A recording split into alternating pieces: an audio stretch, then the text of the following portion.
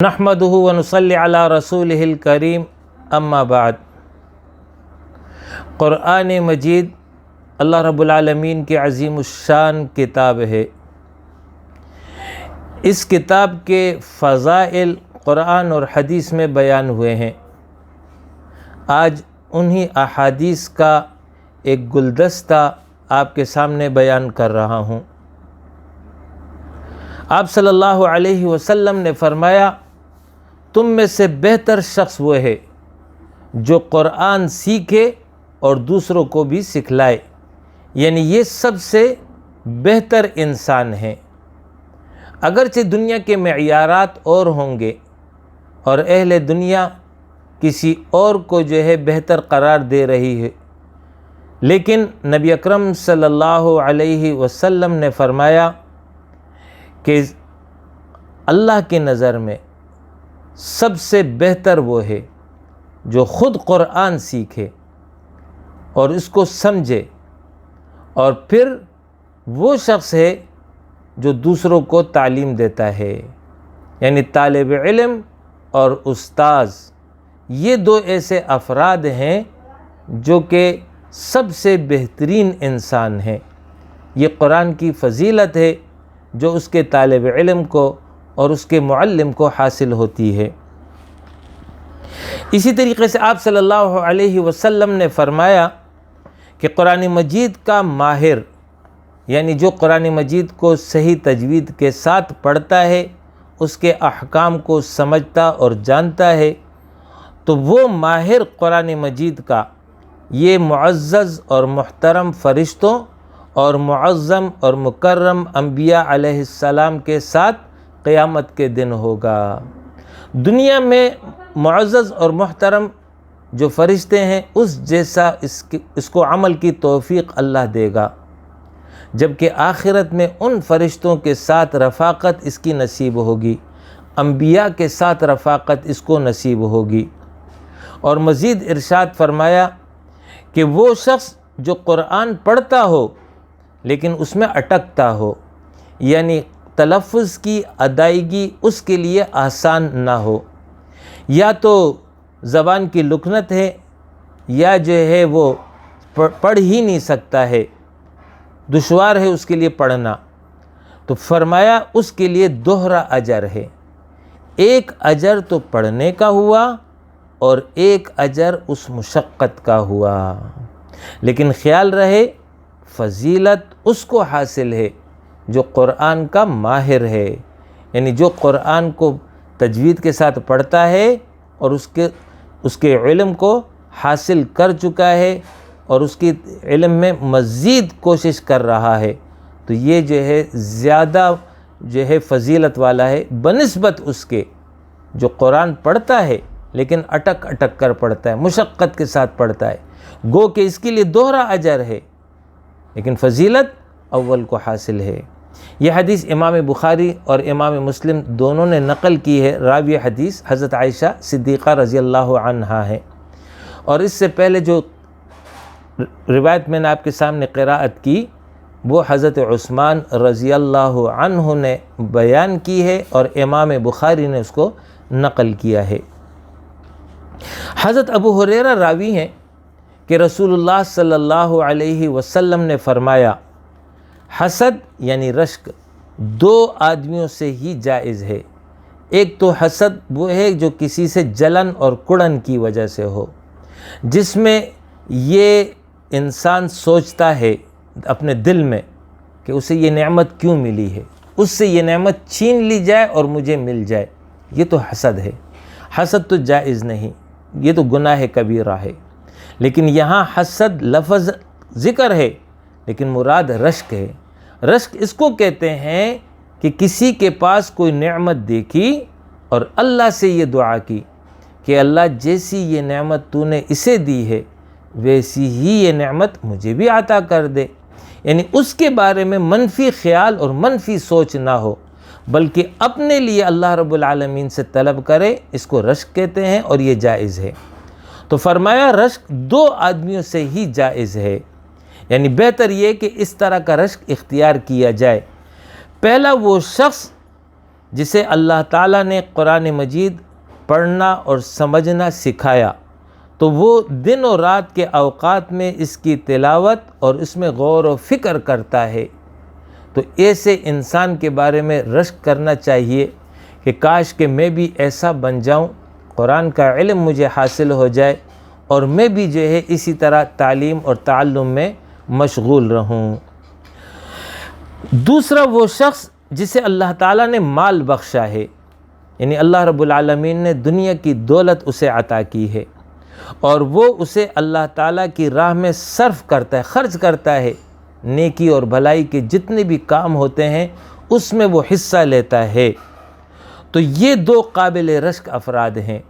اس دوسرے کے بارے میں اگر کوئی اس طرح رشک کرے کہ جس طرح یہ مال تو نے اسے دیا، اے اللہ یہ مال مجھے بھی عطا کر دے تو میں بھی تیری راہ میں اسی طرح خرچ کروں گا اور اجر اور ثواب کو پاؤں گا، تو یہ رشک جو ہے جائز ہے۔ تو ایک وہ جس کو قرآن کا علم حاصل ہوا اور دن و رات وہ مشغول ہے، دوسرا وہ جس کو اللہ پاک نے مال دیا اور وہ دن و رات اللہ کی راہ میں اس کو خرچ کر رہا ہو۔ یہ دو ایسے افراد ہیں جو قابل رشک ہیں اور اس جیسا بننے کی دعا کرنی چاہیے۔ یہ حدیث متفق علیہ ہے اور اس کو امام ابو ہریرہ رضی اللہ عنہ نے بیان کیا ہے۔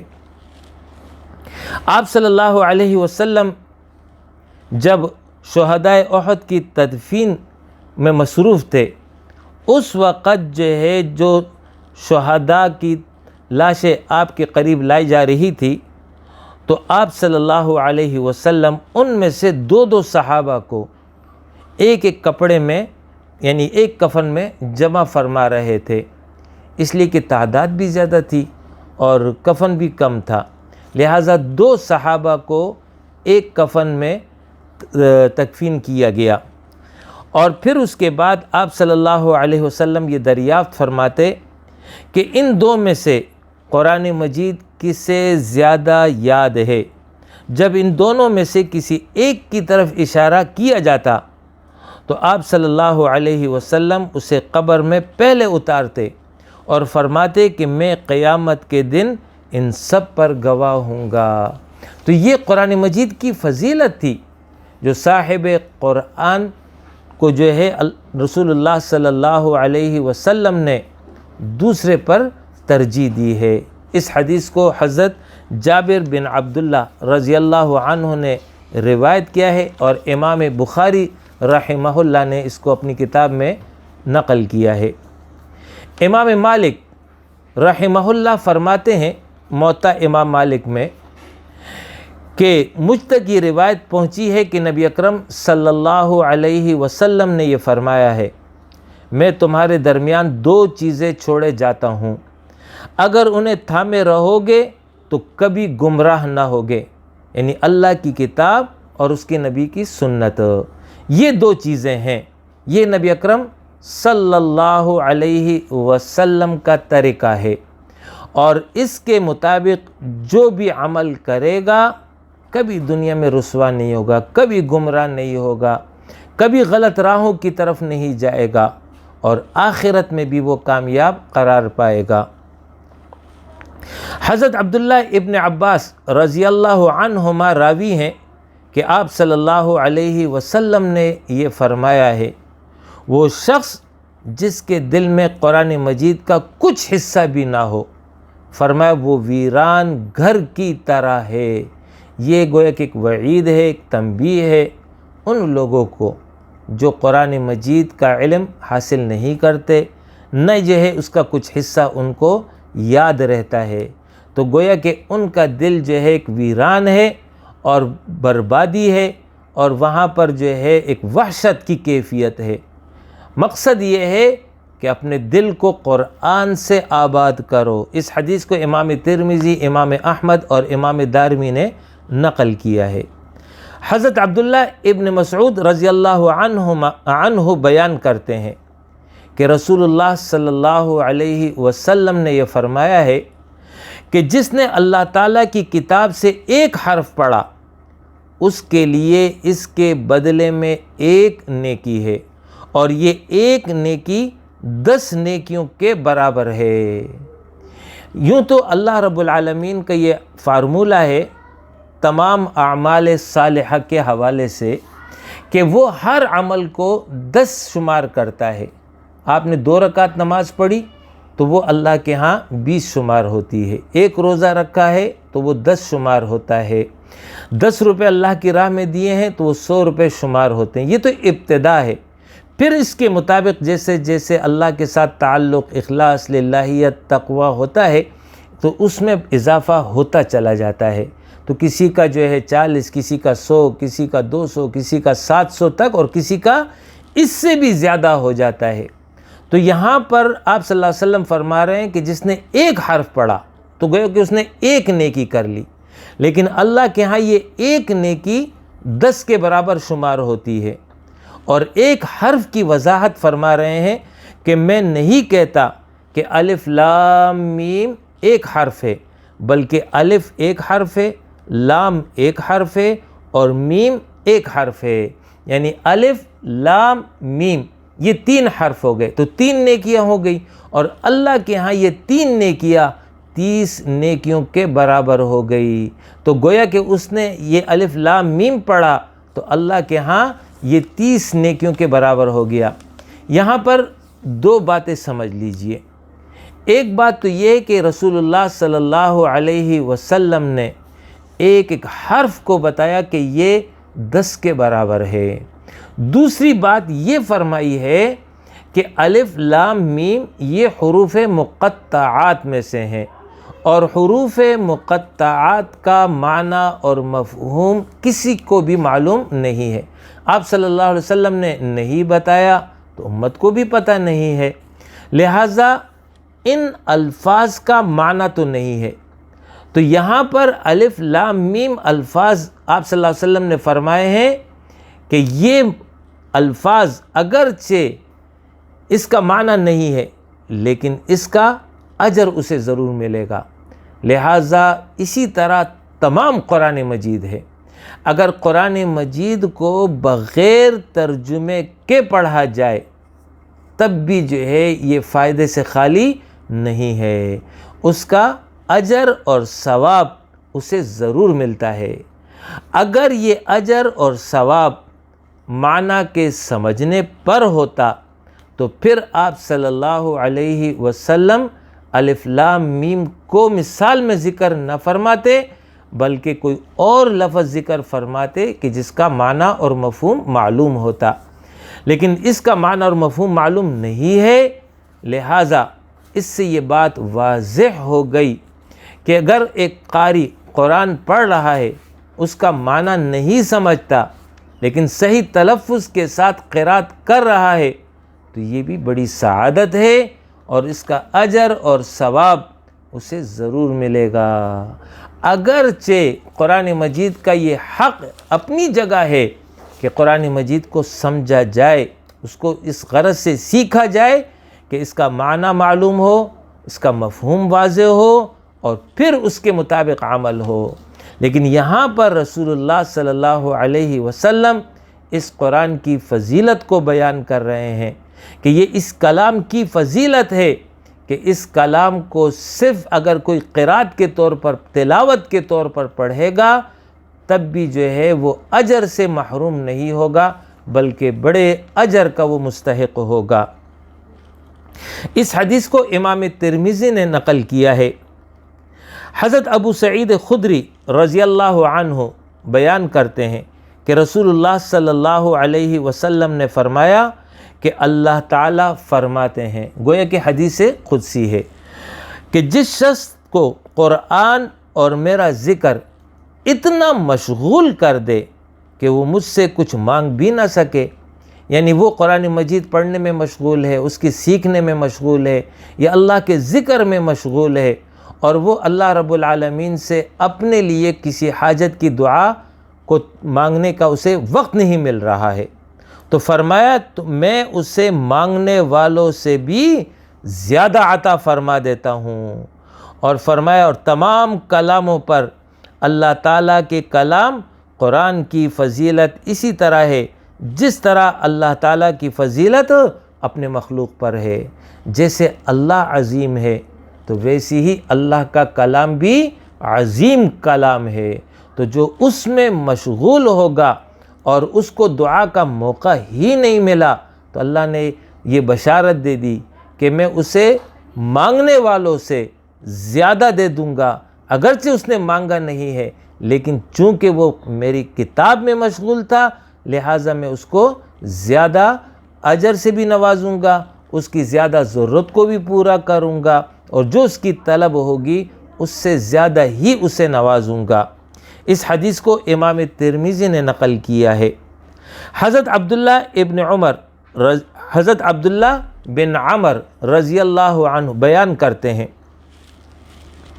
کہ قیامت کے روز قرآن مجید پڑھنے والے سے کہا جائے گا، قرآن مجید پڑھتا جا اور جنت میں منزل بمنزل اوپر چڑھتا جا، اور یوں ترتیل سے پڑھ جیسے تو دنیا میں ترتیل سے پڑھتا تھا۔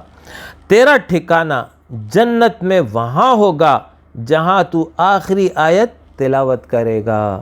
یہ بہت بڑی سعادت ہے قاری قرآن کے لیے کہ جو قرآن مجید کی تلاوت دنیا کی زندگی میں کرتا ہے اور جس انداز سے کرتا ہے، اسی ترتیب کے مطابق جب وہ جنت میں داخل ہوگا تو جنت میں داخل ہونے کے بعد اسے یہ حکم ہوگا کہ قرآن مجید پڑھتا جا اور جنت کے درجات طے کرتا جا۔ پڑھتے پڑھتے پڑھتے جب آخری آیت آئے گی تو اس جگہ پر تمہارا درجہ متعین ہو جائے گا۔ یہ بہت بڑی نعمت ہے، یہ بہت بڑی سعادت ہے، لہٰذا اس کی قدر کرنی چاہیے، قرآن مجید کو اپنا معمول بنانا چاہیے، اور سکون اور اطمینان اور ٹہر ٹہر کر اس کی قرأت کرنی چاہیے۔ یہ جلد بازی والا طریقہ درست نہیں ہے۔ اس حدیث کو امام ترمذی نے نقل کیا ہے۔ حضرت ابو امامہ رضی اللہ عنہ راوی ہیں، وہ بیان کرتے ہیں کہ آپ صلی اللہ علیہ وسلم نے فرمایا، بندہ کسی عمل سے اتنا قرب الہی نہیں پا سکتا جتنا قرب الہی کلام الہی یعنی قرآن مجید کی تلاوت سے وہ پا سکتا ہے۔ یعنی ہر مومن کی یہ خواہش ہے کہ وہ اللہ کے قریب ہو جائے، اللہ اسے اپنا محبوب بنا لے، اللہ رب العالمین اس سے راضی ہو جائے۔ یہ ہر مومن کی خواہش ہے، ہر مومن کی تمنا ہے۔ لہٰذا نبی اکرم صلی اللہ علیہ وسلم اس کا نسخہ بتا رہے ہیں کہ اگر تم قرب الہی چاہتے ہو تو قرب الہی کا طریقہ یہ ہے کہ قرآن مجید کی تلاوت کرو۔ جتنا تم تلاوت کرو گے اتنا اپنے رب کے قریب ہوتے چلے جاؤ گے۔ اس حدیث کو امام ترمذی نے نقل کیا ہے۔ حضرت جبیر بن نفیر بیان کرتے ہیں کہ رسول اللہ صلی اللہ علیہ وسلم نے فرمایا، بے شک تم قرآن مجید سے افضل کوئی شے لے کر اللہ تعالیٰ کی طرف نہیں لوٹو گے۔ یعنی انسان جو دنیا میں عمل کر رہا ہے یہی عمل اس کے ساتھ قیامت میں جائے گا۔ تو فرمایا ان اعمال میں سب سے بہترین عمل یہ ہے کہ وہ قرآن کی تلاوت، یہ سب سے بہترین عمل ہوگا اور سب سے افضل عمل ہوگا جس کا اجر اللہ اسے دے گا۔ اس حدیث کو امام ترمذی نے نقل کیا ہے۔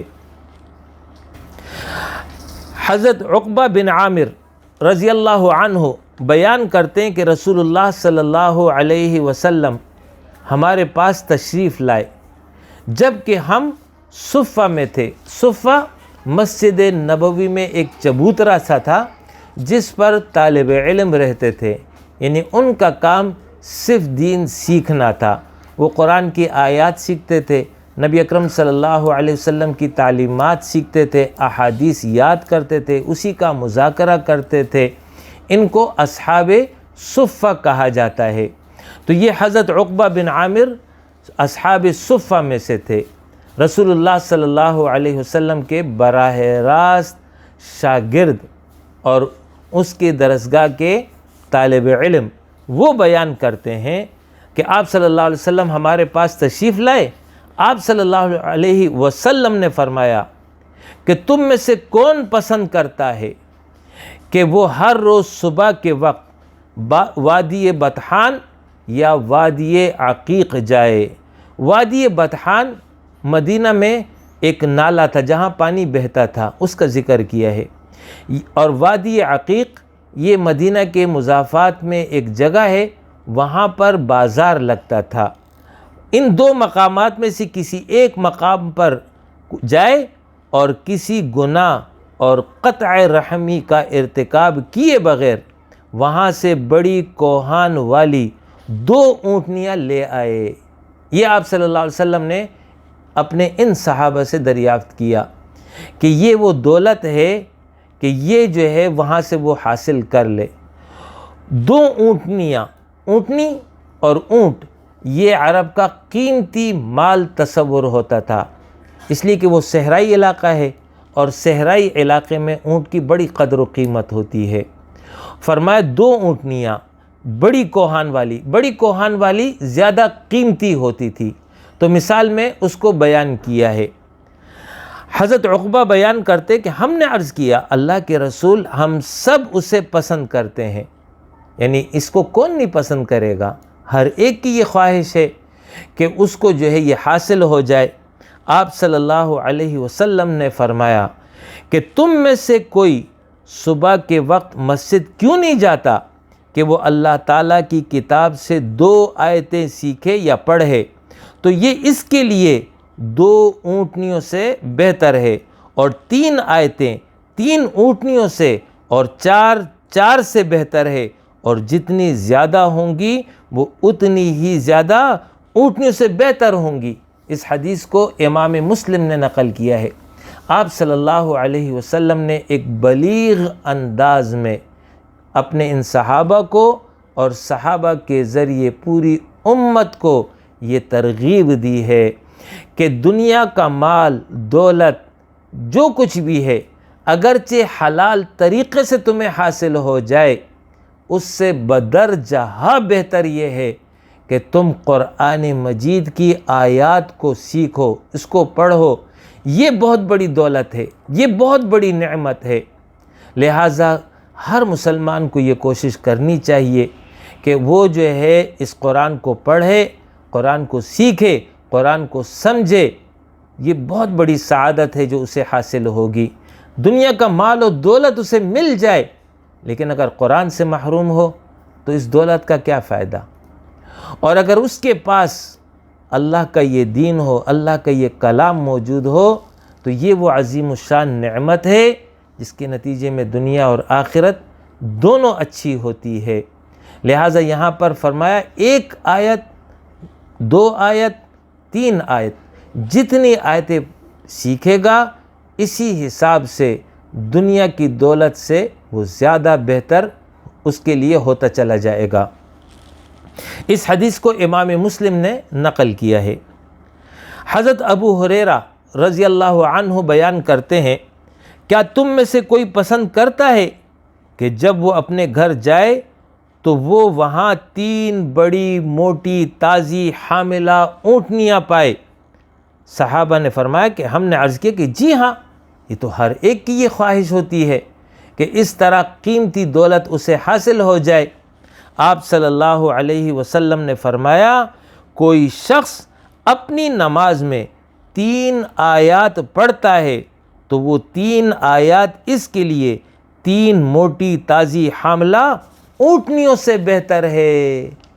تو یہ بھی ترغیب ہے قرآن مجید کے حوالے سے کہ جتنا آپ کو قرآن یاد ہوگا اور اس کو جتنا آپ نماز میں قرات کریں گے، اسی حساب سے یہ آپ کے لیے عظیم سے عظیم تر بنتی چلی جائے گی۔ یہاں بھی مثال میں اونٹنی کا ذکر ہوا ہے، اور حاملہ اونٹنی زیادہ قیمتی ہوتی ہے کہ وہ بچہ جنے گی۔ لہٰذا آپ صلی اللہ علیہ وسلم نے اس زمانے کا جو وہ قیمتی مال تھا اس کو بطور مثال بیان کیا کہ ہر انسان کی یہ فطری اور طبعی خواہش ہوتی ہے کہ اسے دنیا کا یہ مال اور دولت حاصل ہو جائے۔ آپ صلی اللہ علیہ وسلم نے فرمایا اس سے زیادہ قیمتی عمل یہ ہے کہ تم قرآن مجید کی تلاوت نماز میں کرو. تو جتنی آیات پڑھو گے اتنا ہی زیادہ تمہیں اجر اور ثواب جو ہے ملتا جائے گا، جو ہر اعتبار سے تمہارے لیے فائدہ مند ہے. اس حدیث کو امام مسلم نے نقل کیا ہے. حضرت ابو موسیٰ رضی اللہ عنہ بیان کرتے ہیں، آپ صلی اللہ علیہ وسلم نے فرمایا، قرآن کی تلاوت کرنے والا مومن سنگترے کی طرح ہے کہ اس کی خوشبو بھی اچھی ہے اور وہ خوش ذائقہ بھی ہے.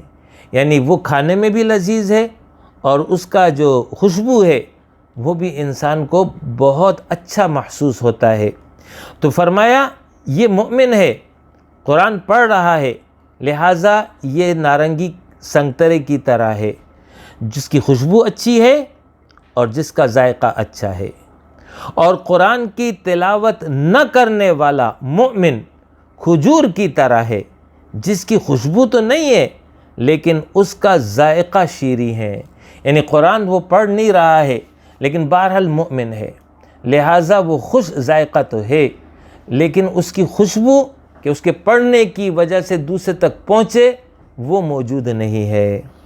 اور فرمایا قرآن نہ پڑھنے والا منافق اس کی مثال اندرائن کے پھول کی طرح ہے جو کہ کڑوا کسیلا ہوتا ہے، جس کی خوشبو بھی نہیں ہے اور ذائقہ بھی کڑوا ہے. تو گویا کہ منافق جو ہے وہ کسی کام کا نہیں ہے، نہ اس میں خوشبو ہے اور نہ ہی وہ کوئی اس میں لذت موجود ہے. تو یہ جو ہے ہر اعتبار سے جو ہے بیکار ہے. جس طرح اندرائن کے پھول جو ہیں وہ جو ہیں کڑوے کسیلے ہوتے ہیں، نہ اس کو کوئی کھا سکتا ہے اور نہ اس کی کوئی خوشبو ہوتی ہے، تو وہ کسی کام کا نہیں ہے، ایسی منافق ہے. جبکہ قرآن پڑھنے والا منافق ناز بو کی طرح ہے جس کی خوشبو اچھی ہے، ذائقہ کڑوا ہے. ناز بو جو ہوتا ہے آپ اس کے قریب جائیں گے تو آپ کو بھینی بھینی خوشبو محسوس ہوگی، ہاں اس کا ذائقہ کڑوا ہے لیکن کم سے کم اس کی خوشبو بہرحال اچھی ہے. تو منافق کی مثال دی ہے کہ وہ قرآن پڑھ رہا ہے تو پڑھنے کی وجہ سے جو ہے گویا کہ خوشبو ہے جو پھیل رہی ہے، لیکن جس سے وہ پھیل رہی ہے خوشبو وہ خود جو ہے وہ کڑوا ہے. تو یہ مثال دی ہے آپ صلی اللہ علیہ وسلم نے اہل ایمان کو کہ وہ پہلی قسم کے مومن بنے کہ وہ خوش ذائقہ بھی ہوں اور خوشبو بھی ہوں. یعنی وہ مومن بھی ہوں اور مومن قرآن پڑھنے والا ہو، تو اس کے نتیجے میں لوگ اس سے زیادہ مستفید ہوں گے. یہ حدیث متفق علیہ امام بخاری اور امام مسلم دونوں نے نقل کی ہے. حضرت ابو ہریرہ رضی اللہ عنہ راوی ہیں، وہ بیان کرتے ہیں آپ صلی اللہ علیہ وسلم نے فرمایا، اپنے گھروں کو قبرستان نہ بناؤ، کیونکہ جس گھر میں سورہ بقرہ تلاوت کی جائے وہاں سے شیطان بھاگ جاتا ہے. یہاں آپ صلی اللہ علیہ وسلم نے دو باتیں فرمائی ہیں. پہلی بات تو یہ فرمائی کہ اپنے گھروں کو مردوں کی طرح نہ بنا لینا، کہ مردہ جو ہے وہ قبرستان میں پڑا ہوا ہے اور وہ کچھ نہیں کر سکتا. تو اس طرح نہ ہو کہ تم مردے ہو جاؤ اور تمہارے گھر جو ہے وہ قبرستان کی مانند ہو جائے کہ وہاں پر نہ قرآن پڑھا جا رہا ہے نہ قرآن پر عمل ہو رہا ہے. اس طرح کی کیفیت نہیں ہونی چاہیے، بلکہ قرآن کو پڑھو، قرآن کو سمجھو، قرآن پر عمل کرو. یہ پہلی بات فرمائی. دوسری بات یہ فرمائی کہ اس قرآن پڑھنے کا اضافی فائدہ یہ ہوگا، وہ یہ کہ جس گھر میں سورہ بقرہ کی تلاوت ہو اس گھر سے جو ہے شیطان بھاگ جاتا ہے. اس لیے کہ اس سورہ البقرہ میں احکامات الہیہ کا ذکر ہے، توحید کا ذکر ہے، جادو اور شیطان کی مذمت کا ذکر ہوا ہے. لہٰذا جو بھی اس سورہ بقرہ کی تلاوت کرے گا تو اس کا گھر جو ہے شیطان سے اور شیطانی اثرات سے جو ہے محفوظ رہے گا. آپ صلی اللہ علیہ وسلم نے صحابہ کو ترغیب دی کہ وہ قرآن مجید کی تلاوت کریں، اور بعض صورتوں کے حوالے سے بالخصوص ترغیب دی ہے کہ اس کا اہتمام کریں اور اس کے نتیجے میں ان کے اجر میں اضافہ ہوگا۔ یہ حدیث امام مسلم اور امام بخاری دونوں نے نقل کی ہے۔ اس میں آپ صلی اللہ علیہ وسلم نے فرمایا، کیا تم میں سے کوئی رات میں تہائی قرآن پڑھنے سے عاجز ہے؟ یعنی 10 سپارے رات کو تلاوت کریں۔ صحابہ کرام نے عرض کیا، اللہ کے رسول، تہائی قرآن کیسے پڑھا جا سکتا ہے؟ یعنی اس میں تو ایک مشقت زیادہ ہے، محنت زیادہ ہے، اور عملاً بھی ناممکن ہے کہ 10 سپارے جو ہے ہر شخص پڑھ لے۔ کوئی خال ہوگا جو کہ پڑھ لے گا، لیکن ظاہر ہے کہ ہر ایک کے لیے تو ممکن نہیں ہے یہ۔ آپ صلی اللہ علیہ وسلم نے فرمایا، سورہ اخلاص تہائی قرآن کے برابر ہے، یعنی یہ ایک چھوٹی سی صورت ہے، اگر آپ اس کو پڑھ لیں گے تو یہ جو ہے اجر کے اعتبار سے، ثواب کے اعتبار سے 1/3 یعنی تیسرا حصہ قرآن کا گویا کہ 10 سپاروں کے برابر ہو جائے گا۔ اہل علم نے اس کی تفصیل میں یہ بیان کیا ہے کہ قرآن مجید کے 3 بڑے مضامین ہیں، توحید، رسالت اور آخرت۔ تو سورہ اخلاص یعنی قل هو اللہ احد، اس صورت میں توحید کا ذکر ہوا ہے، تو گویا کہ یہ قرآن کے 3 بڑے مضامین میں سے ایک مضمون ہے جو اس صورت میں ذکر ہوا ہے۔ تو جو اس صورت کو پڑھ لیتا ہے گویا کہ اس نے پورے قرآن کے اس مضمون کو حاصل کر لیا ہے۔ تو جو تہائی حصہ ہے قرآن کا، تو یہ اجر کے اعتبار سے 1/3 قرآن کے برابر شمار ہوگا۔ آپ صلی اللہ علیہ وسلم نے فرمایا، جو لوگ اللہ کے گھروں میں سے کسی گھر میں اللہ کی کتاب کی تلاوت کرتے، اس کی تعلیم میں مصروف ہوتے ہیں، ان پر اللہ رب العالمین کی طرف سے سکینت نازل ہوتی ہے، انہیں سکون حاصل ہوتا ہے، اطمینان نصیب ہوتا ہے، اور رحمت انہیں ڈھانپ لیتی ہے۔ مزید فرمایا، اور فرشتے انہیں گھیر لیتے ہیں، اور اللہ رب العالمین ان کا ذکر اپنے پاس موجود فرشتوں میں کرتے ہیں۔ یہ بڑی فضیلت ہے ان لوگوں کے لیے جو اجتماعی طور پر کہیں بیٹھ کر کے قرآن کی تعلیم اور تعلم میں، درس اور تدریس میں مشغول ہیں۔ یہاں پر تو اللہ کے گھروں میں سے کسی گھر کا ذکر ہوا ہے۔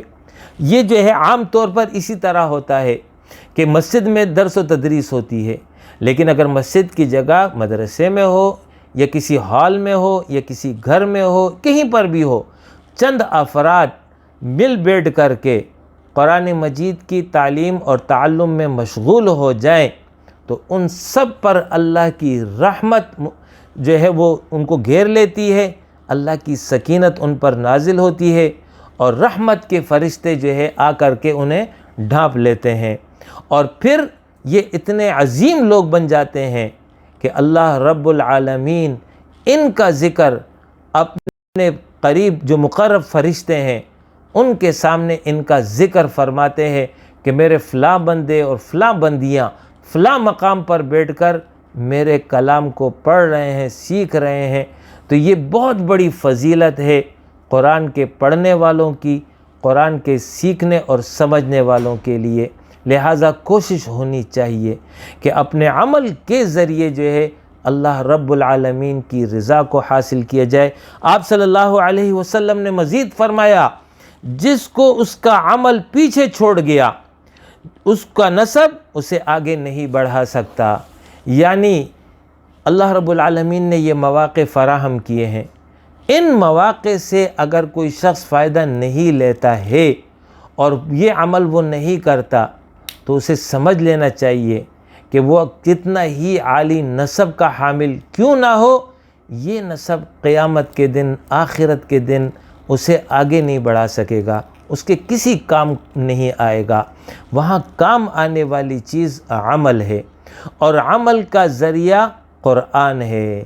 لہٰذا یہاں پر بطور خاص نبی کریم صلی اللہ علیہ وسلم نے یہ بتا دیا کہ یہ مواقع جس کو حاصل ہوں اور ان مواقع سے وہ فائدہ نہ حاصل کرے، درس قرآن کی مجلس ہے، تفسیر قرآن کی مجلس ہے، تعلیم قرآن کی مجلس ہے، اس مجلس کے ہوتے ہوئے وہ اس میں شریک نہیں ہوتا، اس کا حصہ نہیں بنتا، تو اس سے بڑا بدنصیب اور محروم شخص اور کون ہوگا؟ تو اگرچہ وہ اور بہت سارے مراتب اپنے پاس رکھتا ہوگا، لیکن یہ سارے مراتب قیامت کے دن اس کے کچھ کام نہ آئیں گے۔ لہٰذا یہ تعلیم اور ترغیب دی جا رہی ہے کہ قرآن کو سیکھو، قرآن کو سکھاؤ، قرآن کی مجلس میں بیٹھو۔ اس کے نتیجے میں اللہ رب العالمین کی رحمت متوجہ ہوگی، اس کی سکینت متوجہ ہوگی، اللہ کا قرب تمہیں حاصل ہوگا، اور یہی سب سے بڑی دولت ہے۔ اس حدیث کو امام مسلم نے نقل کیا ہے۔ حضرت عمر رضی اللہ عنہ بیان کرتے ہیں کہ رسول اللہ صلی اللہ علیہ وسلم نے فرمایا، بے شک اللہ تعالیٰ اس کتاب کے ذریعے کچھ لوگوں کو رفعت بلندی عطا کرتا ہے اور کچھ کو پستی کا شکار کرتا ہے۔ یہ حدیث امام مسلم نے نقل کی ہے۔